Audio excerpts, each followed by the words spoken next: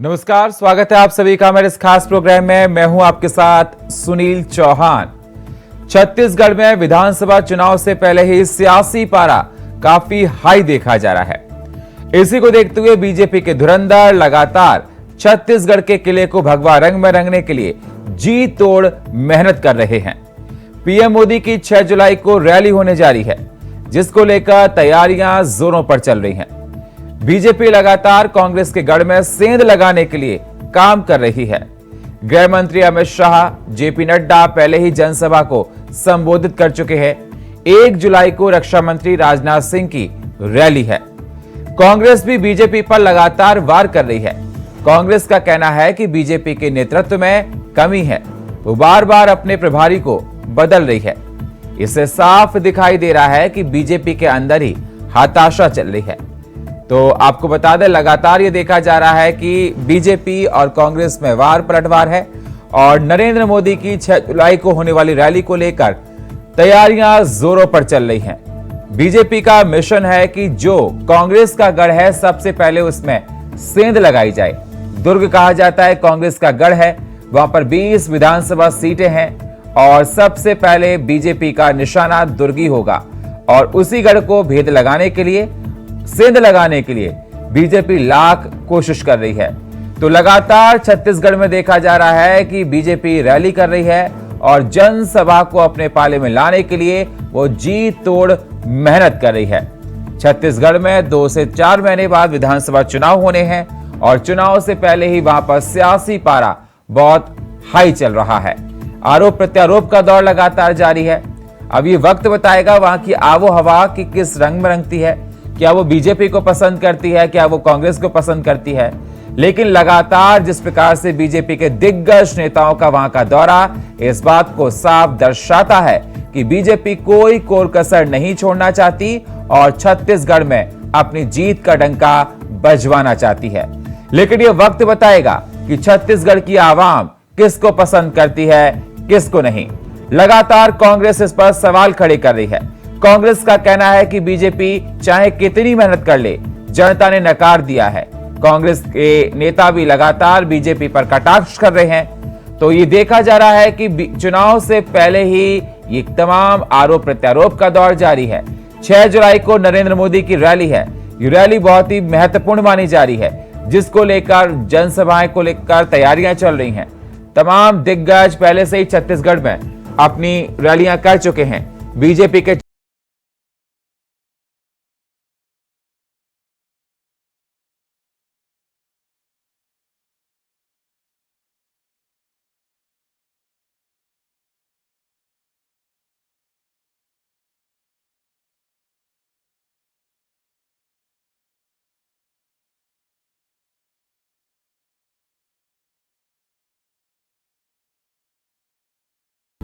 तो लगातार ये देखा जा रहा है कि छत्तीसगढ़ बिल्कुल राजनीति वहां पर हाई देखी जा रही है। सियासी तापमान बहुत ज्यादा है।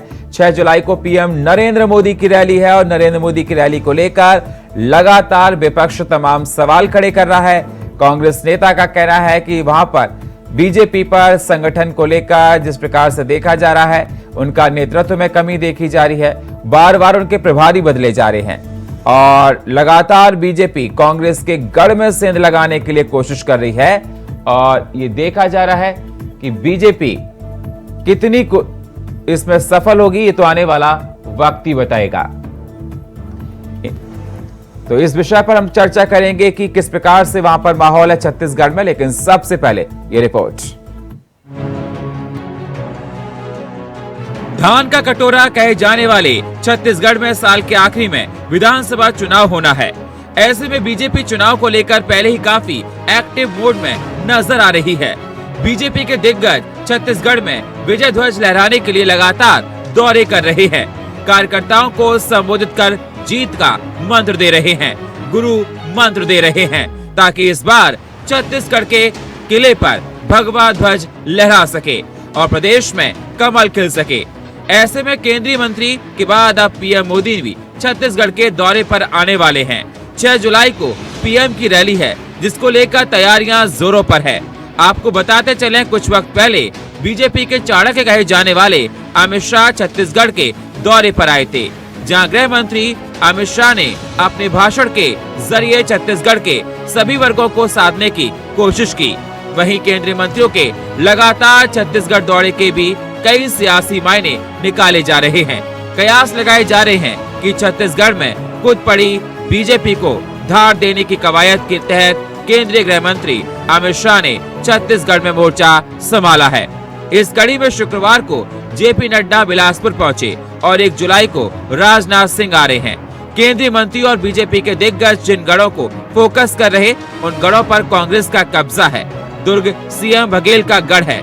इस संभाग में कई मंत्री आते हैं। यही वजह है कि बीजेपी दुर्ग फतेह का ज्यादा जोर दे रही है। दरअसल दुर्ग में 20 विधानसभा आते हैं, जिसमें 18 पर कांग्रेस और 2 पर बीजेपी का कब्जा है। ऐसे में बीजेपी का मेन फोकस दुर्ग पर है। भारतीय जनता पार्टी के अभियान में जो राष्ट्रव्यापी अभियान चल रहा है और जिसमें संपर्क से समर्थन और ये समर्थन मांगने चाहे हमारे राष्ट्रीय अध्यक्ष नड्डा जी हों, राजनाथ सिंह जी हों, माननीय गृह मंत्री जी अमित शाह जी हों, समाज के विभिन्न वर्गों से बातचीत करने, पब्लिक से सीधी बातचीत करने आ रहे हैं। 9 साल की उपलब्धियों की बात कर रहे हैं, क्या क्या डेवलपमेंट हुआ है देश में, क्या क्या 9 साल पहले कांग्रेस ने कितना गड्ढा खोद के रखा था और कैसे इस 9 साल की यात्रा में मोदी जी के नेतृत्व में शानदार तरीके से विकास के काम हुए। इस बात की चर्चा होती, भाई यदि आपके पास अपने बोलने की कोई विषय 4.5 साल में है तो जनता के बीच बोलिए। हालांकि लगातार केंद्रीय मंत्रियों के दौरे पर प्रदेश के मुखिया भूपेश बघेल ने निशाना साधा है। उन्होंने कहा कि बीजेपी बार बार प्रभारी बदल रही है, देश के नेतृत्व को बदल रहे हैं। बीजेपी में हताशा है, दूसरे के भरोसे में ये सत्ता में आना चाहते हैं। केंद्रीय नेतृत्व झूठ बोल रहा, जो जनता स्वीकार नहीं कर रही। वो तो पहले ही वो हथियार डाल चुके हैं, तभी तो बार बार प्रभारी बदल रहे हैं, बार बार जो प्रदेश के नेतृत्व उसको बदल रहे हैं और हताशा में है भारतीय जनता पार्टी के लोग। और तभी तो जो अभी महाराज साहब को मुख्यमंत्री बनाया गया, तो उसके बाद जो ट्विटर में, सोशल मीडिया में जो उनकी प्रतिक्रिया देखी गई, थोड़ी उनको लगता था कि कुछ पिछले समय जैसे जोगी फैक्टर के कारण से हम लोग लगातार सत्ता से वंचित हो जाते थोड़े सीटों के लिए, तो उम्मीद कर रहे थे। तो ये पर भरोसा 3 भरोसा नहीं चलेगा भाई, दूसरे के भरोसे में खुद मेहनत करते नहीं, दूसरे के भरोसे में ये सत्ता मांगना चाहते हैं। तो वैसे भी 4.5 साल, 5 साल ये लोग कोई काम नहीं किए हैं। अब चुनाव 3 महीने बचे हैं, तो थोड़ी सक्रियता प्रभारियों दिखाई दे रही है।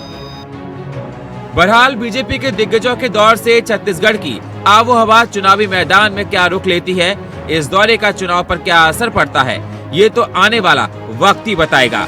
लेकिन एक बात तो ये तय है कि दिग्गजों के दौरे से कांग्रेस भी घबराई हुई है और अपने गढ़ को बचाने की तजो जहद में जुट गई है। Om Prakash Chandrakar, India voice, Raipur. तो जिस प्रकार से देखा जा रहा है कि छत्तीसगढ़ में इस समय सियासी पारा बहुत ज्यादा हाई है, बीजेपी और कांग्रेस के बीच में देखा जा रहा है टकराव है और बीजेपी का फोकस उन जिलों में है, उन गढ़ में है जहां पर कांग्रेस का है। अगर दुर्ग की बात की जाए तो दुर्ग में 20 विधानसभा सीटें हैं, जिस पर 18 पर कांग्रेस की जीत हुई थी पिछले चुनाव पर और 2 पर बीजेपी काबिज है।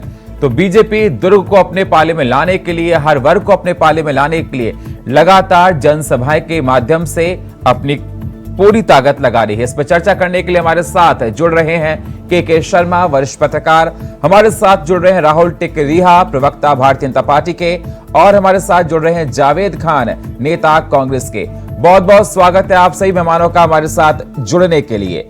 सबसे पहले जावेद खान साहब, मैं आपके पास ही आना चाहूंगा। छत्तीसगढ़ में सियासी पारा बहुत ज्यादा हाई है, बीजेपी ने अपने सारे तरकश के तीर खोल दिए हैं आपकी सरकार को गिराने के लिए और आपके किले को गिराने के लिए।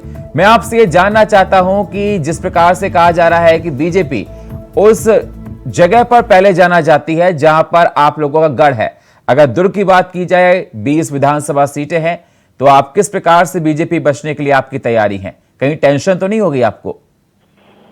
नमस्कार सुनील चौहान जी, आपके सभी दर्शकों को मैं नमस्कार करता हूं। महाभारती को नमन करता हूं। और आपके सवाल का जवाब देने से पहले मैं कुछ अपने तरफ से यहाँ बात रखना चाहता हूं आपके चैनल के माध्यम से। जी सर। जी, प्रधानमंत्री नरेंद्र मोदी जी चुनाव के समय दौरे पे जब भी रहते हैं, चुनावी प्रचार पे रहते हैं, तो वो एक कविता है, वो बहुत जोरों शोरों से पढ़ते हैं। वो कविता यह है कि सौगंध मुझे इस मिट्टी की, मैं देश नहीं झुकने दूंगा, मैं देश नहीं झुकने दूंगा, मैं देश नहीं मिटने दूंगा। वो लूट रहे हैं सपनों को, मैं चैन से खोज कैसे सो जाऊं, वो बेच रहे अरमानों को, खामोश मैं कैसे हो जाऊं। आज पिछले 2 महीने से मणिपुर जल रहा है, 130 से ज्यादा लोगों की जानें जा चुकी हैं। प्रधानमंत्री मिस्र और अमेरिका का दौरा करते हैं, भारत आने के बाद मेरा बूथ सबसे मजबूत कार्यक्रम करते हैं, लेकिन मणिपुर में शांति बहाली के लिए कोई अपील भी नहीं करते हैं, कुछ प्रयत्न भी नहीं करते हैं। मैं आपके चैनल के माध्यम से प्रधानमंत्री मोदी जी से अपील करता हूं कि मणिपुर देश का हिस्सा है, वहां शांति बहाली के लिए कुछ तो प्रयत्न करें, या अगर आपके हाथ से वहां का की कानून व्यवस्था निकल चुकी है तो आप इस्तीफा दे दें, राष्ट्रपति शासन लगा दें वहां पे। अब मैं आता हूं आपके सवालों पर। देखिए, कर्नाटक में भारतीय जनता पार्टी की सरकार थी, 40% कमीशन पे वो काम करते थे। प्रधानमंत्री मोदी जी जाकर के इतने दौरे किए, इतने चुनावी सभा किए, वो 40% कमीशन वाली सरकार को बचा नहीं पाए। आज मध्य प्रदेश में 50% कमीशन वाली सरकार है। आप सभी चैनल का एग्जिट पोल कह रहा है कि मध्य प्रदेश में शिवराज जी की सरकार जा रही है। रमन सिंह जी जब सत्ता में थे, वो खुद अब मंच से भाषण देकर कह चुके थे कि इस बार कमीशन लेना छोड़ दे, कमीशन बंद कर दे, हम फिर से जीत जाएंगे। तो यह स्थिति तो भारतीय जनता पार्टी की है। रही बात केंद्रीय नेतृत्व का छत्तीसगढ़ दौरा, देखिए 15 साल ये सत्ता में थे, अपनी विश्वसनीयता खो बैठे। आज छत्तीसगढ़ के किसी भी भारतीय जनता पार्टी के नेता के ऊपर छत्तीसगढ़ की जनता को विश्वास नहीं रहा है। मजबूरी यह है कि छत्तीसगढ़ में अब केंद्रीय नेतृत्व को कमान संभालने आना पड़ रहा है। रही कांग्रेस की बात, तो कांग्रेस ना इनके दौरे से भयभीत है, ना इनके दौरे से परेशान है, क्योंकि 4.5 साल में भूपेश बघेल जी की सरकार ने वह सब करके इन्हें भी बताया है कि जो ये 15 साल नहीं कर सके। छत्तीसगढ़ का स्वर्णिम विकास हुआ है और छत्तीसगढ़ की जनता खुशहाल है। जी, मेरे साथ राहुल टिकरिहा जी जुड़े हैं। सर, मेरी आवाज सुन रहे हैं आप? राहुल जी, मेरी आवाज आपको मिल रही है? बिल्कुल आ रही है सर। आपने सुना जावेद खान जी को? जी, जवाब दीजिए। बिल्कुल। देखिए, हमारे प्रधानमंत्री जी अभी 7 जुलाई को छत्तीसगढ़ के दौरे पे आने वाले हैं। आपके चैनल के माध्यम से यशस्वी प्रधानमंत्री जी का मैं स्वागत करता हूं। और रही बात संपर्क से समर्थन, एक प्रकार से भारतीय जनता पार्टी एक ऐसी जनता के बीच में विश्वसनीय पार्टी बनकर उभरी है जो हितग्राहियों का सम्मेलन करती है। हितग्राहियों का सम्मेलन वही कर सकता है जिसने हितग्राहियों तक योजनाओं का लाभ पहुंचाया है, उनके घर तक लाभ पहुंचाया है, उनके किचन तक लाभ पहुंचाया है। आज भारतीय जनता पार्टी उस एक सक्षम पार्टी के रूप में और विश्वास के रूप में संपर्क से समर्थन अभियान के तहत हितग्राहियों से मुलाकात कर रही है, उनका सम्मेलन कर रही है। क्योंकि हमने प्रधानमंत्री आवास दिया, हमने वहाँ उनके घरों तक, प्रत्येक ऐसा कोई घर ना छूटा होगा जिनके घर में निःशुल्क वैक्सीनेशन ना हुआ हो कोविड काल में। आप जाके देखिए, प्रधानमंत्री जी ने कोरोना काल में और अब तक निःशुल्क राशन की व्यवस्था घर तक पहुंच रही है। किसान सम्मान निधि के रूप में प्रत्येक किसानों को 6,000 रुपए 4 किस्तों के तहत प्रति वर्ष प्राप्त हो रहे हैं। प्रति वर्ष जिसमें 75,000 करोड़ का खर्चा किया जा रहा है। अब तक 2.25 लाख करोड़ रुपए का खर्च किसानों को पहुंचाया जा चुका है और उसमें इतना इन्वेस्ट केंद्र सरकार ने किया है। आप आ जाइए, 32 प्रकार की किसान योजनाएं थी जिसमें सब्सिडी प्राप्त होता था किसानों को। राज्य की सरकार ने उसे ब्रेक लगाया, यहाँ पे छत्तीसगढ़ में बैन करके रखा है। जिस प्रकार से प्रधानमंत्री आवास में 4.5 साल तक बैन करके रखा गया था। तो हम ये कहना चाहेंगे, प्रधानमंत्री जी एक विश्वास के तहत, यहाँ पे पूर्व में भी हमारे केंद्रीय मंत्री चाहे अमित शाह जी, अभी राजनाथ सिंह का दौरा है, आज भारतीय जनता पार्टी के राष्ट्रीय अध्यक्ष JP नड्डा जी का दौरा था। तो ये जो दौरा हो रहा है वो कहीं ना कहीं ये बतलाता है कि हमने जनता तक एक उनकी योजनाओं को उनके घर तक पहुंचाया है और हम एक सफलता के रूप में उनसे संवाद कर रहे हैं। तो ये एक विश्वास है जनता का। और भारतीय जनता पार्टी एक ऐसी पार्टी है जो हितग्राहियों का सम्मेलन करती है। क्या कांग्रेस हितग्राहियों का सम्मेलन कर सकती है? इन्होंने सिर्फ और सिर्फ वादा खिलाफी किया है, इन्होंने सिर्फ और सिर्फ जनता को ठगा है। जनता को ठगा है जावेद खान, वादा खिलाफी किया आपने, जनता आप पे विश्वास क्यों करे? देखिए, भारतीय जनता पार्टी के साथी प्रवक्ता राहुल टिकरिया इतने सारे प्रधानमंत्री नरेंद्र मोदी जी की उपलब्धियां गिना रहे, जबकि यह सत्ता में आए थे बहुत हुई महंगाई की मार, अब की बार मोदी सरकार। आज महंगाई चरम पर है, 65 रुपए का पेट्रोल 110 के पार पहुंच चुका है, खाने का तेल 100 से 250 रुपया पहुंच चुका है। आम गरीब के जेब में ये डाका डाल रहे हैं, नया नया उसके ऊपर ये टैक्स लागू कर रहे हैं और ये बोल रहे हैं कि प्रधानमंत्री की उपलब्धियां।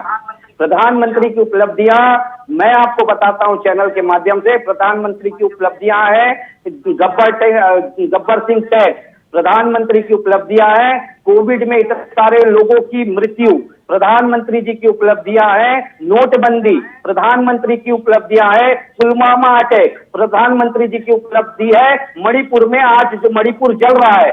भारत जब तक कांग्रेस सत्ता में थी, देश हमारा एक गुलदस्ता की तरह है जिसमें हर तरह के लोग रहते हैं, उसे सजा करके रखी हुई थी। ठीक है जावेद खान साहब, हम लोग डिबेट कर रहे हैं छत्तीसगढ़ पे, मणिपुर वगैरह पे, हम टॉपिक बाद में ले लेंगे। सवाल इस बात का है कि क्या आपको डर लग रहा है नरेंद्र मोदी की ताबड़तोड़ जिस प्रकार से देखा जा रहा है, केंद्रीय मंत्री वहां पर आ रहे हैं, विधानसभा चुनाव कुछ महीने बाद वहां पर होने वाले हैं, तो आपकी तैयारियां कितनी? आप लगातार आरोप लगा रहे हैं उनके ऊपर, लेकिन बीजेपी का कहना है कि जनता को आपने ठगा, जनता पे विश्वास क्यों करे? आज ही कोंडागांव एक उपचुनाव था, उसका परिणाम आया है, कांग्रेस के पक्ष में आया है। यदि हमने जनता को ठगा होता तो हमारे पक्ष में कभी परिणाम नहीं आते। आप सारे परिणाम अभी देख लीजिए, उपचुनाव से लेकर पंचायत चुनाव से लेकर नगरीय निकाय चुनाव तक लगातार कांग्रेस जीत का परचम लहरा रही है। रही बात इनकी, अगर प्रधानमंत्री जी की उपलब्धियां हैं, सब कुछ है, तो मैं आपको बताना चाहता हूं कि आज इनके प्रभारी बदल जा रहे हैं, प्रभारी प्रदेश छोड़ करके चले जा रहे हैं, क्योंकि आज ना तो छत्तीसगढ़ के अंदर में भारतीय जनता पार्टी के ऊपर विश्वसनीयता बची है, ना इनके पास नेता बचा है, ना तो इनके पास नीति बची है। प्रभारी तो बीजेपी हर चुनाव से पहले बदलती है सर, इसमें कोई बड़ी बात नहीं। प्रभारी तो हर चुनाव से पहले बदले जाते हैं सर। 4.5 साल में सुशील जी 3 प्रभारी छोड़ करके जा चुके हैं। वो हर पार्टी में होता है, हर पार्टी में गुटबाजी होती है सर। आप देखिए सुनील जी, आप भारतीय जनता पार्टी को अगर डिफेंड करना चाहते हैं तो आप बिल्कुल, मैं किसी पार्टी को डिफेंड नहीं करना चाहता, मैं ये बता रहा हूं हर पार्टी में बदलाव होता है चुनाव से पहले, मैं किसी पार्टी के बारे में नहीं बोलना चाहता। आज एक बात बताइए, भारतीय जनता पार्टी के प्रवक्ता अभी स्पष्ट कर दे कि 15 साल इन्होंने रमन सिंह के चेहरे पर चुनाव लड़ा था, क्या इनके अंदर ताकत है कि 2023 का चुनाव ये रमन सिंह जी के चेहरे पर लड़ सकते हैं? रमन सिंह जी जो अपने विधानसभा क्षेत्र में नहीं जाते, उनके विधानसभा के पब्लिक उनके नाम के पोस्टर लगाती है कि विधायक। मैं आऊंगा आपके पास जावेद जी, मैं आपके पास आऊंगा, मैं के शर्मा जी के पास जाता हूं, फिर आप लोगों के पास आऊंगा। के शर्मा जी, जिस प्रकार से देखा जा रहा है छत्तीसगढ़ में 6 तारीख को प्रधानमंत्री नरेंद्र मोदी की रैली है, जिसको लेकर तैयारियां कर लेंगे, 7 को है जी सर, 7 को रायपुर साइंस कॉलेज जी मैदान 7 तारीख को है जी 7 तारीख को प्रधानमंत्री नरेंद्र मोदी की रैली है, तो जिसमें ये देखा जा रहा है तैयारियां लगभग पूरी हो चुकी हैं और बीजेपी उन गढ़ में सेंध लगाने की पूरी कोशिश कर रही है जहां पर कांग्रेस का पहले गढ़ था। अगर बात की जाए दुर्ग की, तो कांग्रेस की वहां 20 सीटों में से 18 पर वहां पर कांग्रेस है, 2 पर बीजेपी है। तो आपको क्या लगता है कि बीजेपी इसमें सफल हो पाएगी और बीजेपी की रणनीति कितनी कारगर होगी?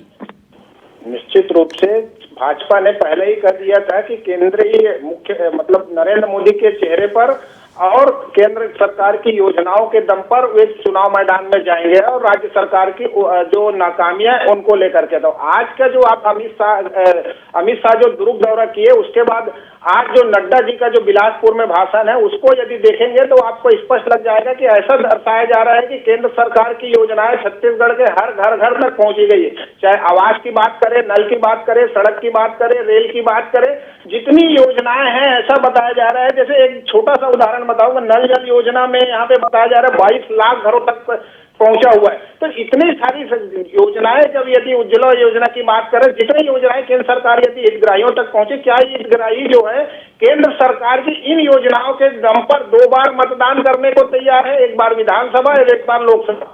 दूसरी चीज यह है कि जो भ्रष्टाचार का आरोप लगा रहे, पूरी केंद्र सरकार की योजनाओं को गिनाने के साथ आज जो नड्डा जी ने कहा है वो भ्रष्टाचार को लेकर बात कही है कि घोटालों की सरकार है, गोठान में भी घोटाला है। ये इस प्रकार की जो बात कही है, तो ये भ्रष्टाचार के साथ आपको जब छत्तीसगढ़ में चुनाव मैदान में आएंगे तो आपको यहाँ के मुद्दों पर आपको चुनाव लड़ना है, जिस पर यदि स्थानीय मुद्दों को लेकर जो एक फील्ड, एक मैदान भूपेश बघेल ने तैयार किया है, किसानों के लिए 2800 रुपए की बात करें, चाहे आदिवासियों के वनोपज खरीदी की बात करें, न्याय योजनाओं की, इन सबको लेकर के जो बात की, जो कमियां भाजपा गिना रही है, इसके सब्स्टिट्यूट विकल्प आपके पास क्या योजना है जनता को बताने के लिए, ये एक रहेगा। दूसरी चीज ये है कि केंद्र सरकार की योजनाओं में जो मोदी जी आ रहे हैं, निश्चित रूप से मोदी जी लोकप्रिय छत्तीसगढ़ में, पिछले विधानसभा चुनाव में प्रचार के बाद एक बार आए थे, मानव विमानतल में रुकने के बाद उड़ीसा चले गए थे, अभी वो आ रहे हैं। अब देखिए, जो अब दुर्ग की बात करें, दुर्ग में 20 में से 18 सीट कांग्रेस के पास है, 2 बची है, उसमें एक सीट जो भाजपा की थी उनमें विधायक का निधन हो चुका है, विद्यारतन भसीन जी का, वैशाली नगर से। अब मात्र एक डॉक्टर रमन सिंह राजनांदगांव से दुर्ग संभाग में एकमात्र विधायक है। तो दुर्ग में का महत्व इससे समझा जा सकता है कि 6 मंत्री, मुख्यमंत्री, गृह मंत्री सब दुर्ग संभाग से है, इसलिए वहां पे अमित शाह जैसे नेता का वहां पे एक दौरा हुआ है। दूसरी चीज, अब बिलासपुर को लेंगे तो बिलासपुर में भाजपा कहीं बेहतर स्थिति में कहा जा सकता है, 13 कांग्रेस है, तो वहां पे 7 जो बीजेपी के हैं, और उसके अतिरिक्त 2 जो है वो बसपा और जोगी कांग्रेस की भी उपस्थिति वहां दर्ज होती है। तो वो एक ऐसा गढ़ है जहां पे नड्डा जी का जो आज भाषण चला है उसमें पूरी तरह से आप देखेंगे केंद्र योजनाओं को मान ले, आप भूपेश बघेल को घर बैठाइए, आगे हम देखेंगे, इसका मतलब यही बचता है कि मुख्यमंत्री आप तय करेंगे, मुझे जो समझ में आखिरी शब्द जो उन्होंने जो कहा है। तो अब कुल मिलाकर के नेता छत्तीसगढ़ से भाजपा की जगह में केंद्रीय नेतृत्व के दम पर छत्तीसगढ़ में चुनाव लड़ने की तैयारी है। कांकेर जिस तरह से बस्तर एक गढ़ बन चुका है कांग्रेस का, सभी 14 विधायक उनके हैं, और वहां पे अब राजनाथ सिंह का कल दौरा होने वाला है। तो केंद्रीय योजनाओं का जिस ढंग से प्रचार प्रसार किया जा रहा है, तो मुझे लगता है कि स्थानीय योजनाओं में न्याय योजनाओं का भी जवाब देना पड़ेगा। आप 2800 रुपये में आगे बढ़ेंगे कि नहीं बढ़ेंगे, न्याय योजना आप देने देंगे कि नहीं, कि समर्थन मूल्य पर ही आपका धान की खरीदी करेंगे। इसके साथ ही जो तमाम योजना है जो चले, गुठान को आप चलाएंगे, रिपा चलाएंगे कि नहीं चलाएंगे, कि उसको बंद करेंगे, इस प्रकार से जवाब जो जनता को है वो भी देना पड़ेगा। तो चुनाव में लेकर ये चीज क्लियर है कि छत्तीसगढ़ की जनता मुद्दों के आधार पर ही मतदान करती है। तो पिछले चुनाव में जन घोषणा पत्र एक अभी भी लोगों को याद है, जो योजनाएं पूरा नहीं किए हैं वो कितना नुकसान कांग्रेस को करेगा, या क्रियान्वयन ठीक से नहीं हुआ, ये नुकसान हो सकता है कांग्रेस को। जवाब दीजिए जावेद खान साहब, जवाब दीजिए। आप सवाल दूसरों पे कर रहे हैं, जवाब दीजिए केके जी का, फिर मैं जाऊंगा राहुल जी के पास। देखिए, हमारे आदरणीय वरिष्ठ पत्रकार केके जी ने जो कहा कि कितना क्रियान्वयन प्रदेश की योजनाओं का हुआ, तो सबसे पहले जैसे ही सरकार बनी किसानों का कर्जा माफ हुआ। देश में इतिहास रचा गया कि किसी टाटा जैसी कंपनी के द्वारा अधिग्रहण किए गए जमीनों का पट्टा वापसी किया गया। आज 56 ऐसे तेंदुपत्ता से लेकर सारी चीजें हैं जिसपे हम समर्थन मूल्य दे रहे हैं। आज धान 2800 रुपए में हम खरीद रहे हैं। हम जो किसान हैं, जो भूमिहीन किसान हैं, उनको तक हम 6000 रुपए न्याय योजना के तहत दे रहे हैं। नरवा, गढ़वा, गुड़वा, बाड़ी से प्रदेश की स्थिति बदल चुकी है। गौ माता की ये बात करते थे तो हम गौ माता के लिए आज देखिए गोबर खरीद रहे हैं, गौ मूत्र खरीद रहे हैं। ग्रामीण परिवेश को हम सशक्त बना करके रखे हैं। आज ये बात करते हैं किसी भी चीज में। मैं सिर्फ इतना कहना चाहता हूं कि अगर नरेंद्र मोदी जी की योजनाओं पर चुनाव लड़ना चाहती है भारतीय जनता पार्टी, बिल्कुल स्वागत है, लड़ ले, क्योंकि कर्नाटक में मोदी जी की हवा निकल गई, सबने देखा। और इसके अलावा मध्य प्रदेश में भी मोदी जी की पिछले चुनाव में हवा निकल गई। राहुल जी जवाब दीजिए, सबको पता है। राहुल जी जवाब दीजिए, मेरे पास टाइम बहुत कम है। योजनाओं की हवा निकल जाएगी। शांत हो जाए तो मैं बिल्कुल जवाब दूं। जी सर। बिल्कुल, मैं आपको बताना चाहूंगी कि छत्तीसगढ़ की सरकार ने 4.5 साल में आखिर क्या किया। मैं आपको बता दूं, जब योगी जी की सरकार थी 3 साल उन्होंने कांग्रेस की सरकार चलाया, उस समय छत्तीसगढ़ के ऊपर 8000 करोड़ का कर्जा था। भारतीय जनता पार्टी की सरकार 15 साल रही, उन्होंने 33,000 करोड़ का कर्जा लिया, और महज 4.5 साल में इस सरकार ने अकेले 55,000 करोड़ का कर्ज लेकर छत्तीसगढ़ को कर्ज के दलदल में ढकेला है। और उन्होंने विकास के नाम पे कुछ भी नहीं किया। आपको बता दूं, भारतीय जनता पार्टी की सरकार में 51,000 नए स्कूल बने, 10 मेडिकल कॉलेज बने और ये 55,000 किलोमीटर सड़कों पर जाल 650 बिछाया गया। से ज्यादा इस सरकार ने आपकी कोई भी काम नहीं सरकार किया में बंद गया हो चुके है। थे। सिर्फ और सिर्फ सिर्फ कर्जा में नक्सल डुबाया गड़बड़ गया। करके अरे साढ़े जरा 600 सुन लीजिए, से ज्यादा मैंने आपको नहीं स्कूलों टोका है, को भूपेश यही बघेल तकलीफ जी है की कांग्रेस के सरकार ने खोला है। प्रवक्ताओं की। बस्तर को ये नक्सल सच्चाई नहीं प्रभावित सुन बना सकते करके क्योंकि आपने उन्होंने कुछ नासूर काम बना नहीं दिया किया था। है। आज इन्होंने बस्तर सिर्फ और सिर्फ से छत्तीसगढ़ की जनता को नक्सलवाद ठगा खत्म है। है। घोषणा आज पत्र के बस्तर से 90 लेकर खिड़कियां के से जिनको है, सरगुजा तक जिनको ने सुगम व्यवस्था है जिनको इन्होंने अभी तक सड़कों की। छुआ नहीं है, पेयजल की चाहे व्यवस्था कर्मचारी वर्ग सुगम हो, है। चाहे महिला वर्ग आज हो, चाहे भयभीत युवा वर्ग हो, बस्तर जो सभी के था साथ आज इन्होंने निर्भीक बस्तर बन चुका दगाबाजी है। किया, सबको निर्भीक ठगा है। प्रदेश बन चुका है। 5,000 राय घोटाले की बात कर्मियों को आपकी इन्होंने 10 सरकार दिन के अंदर कमीशन नियमितीकरण का वादा खुद किया। रमन सिंह जी ने आज कहा उनको था झुंझुना कि बनवा दिया कमीशन गया। लेना 4 छोड़ साल हो दे। गए। आज ही टीएस सिंहदेव जी का मैंने वो वीडियो वायरल किया है जिसमें इन्होंने कहा था कि 10 दिन के भीतर हमारी सरकार आती है, हम आपको नियमितीकरण करेंगे। तो इन्होंने सबके साथ वादा खिलाफी किया है। इन्होंने छत्तीसगढ़ की जनता के साथ इन्होंने सिर्फ और सिर्फ भेदभाव किया और वादा खिलाफी किया। जी बहुत बहुत शुक्रिया सही मेहमानों का हमारे साथ जुड़ने के लिए। के शर्मा जी आपका, राहुल जी आपका, जावेद जी आपका। ये जनता डिसाइड करेगी किसने भेदभाव किया, किसने नहीं किया। आने वाले समय में चुनाव है और 7 तारीख को नरेंद्र मोदी की रैली है, तैयारियां चल रही हैं। और लेकिन बीजेपी का कहना है कि हम कांग्रेस के गढ़ को भेदेंगे। वहीं कांग्रेस का कहना है कि वो पार्टी के अंदर ही उनके प्रभारी बदले जा रहे हैं, पहले वो अपने काम ठीक से करें, उसके बाद कोई और काम करें। और फिलहाल हमारे इस खास प्रोग्राम में इतना ही। बाकी खबरों के लिए आप बने रहिए इंडिया वॉइस के साथ। तब तक के लिए नमस्कार।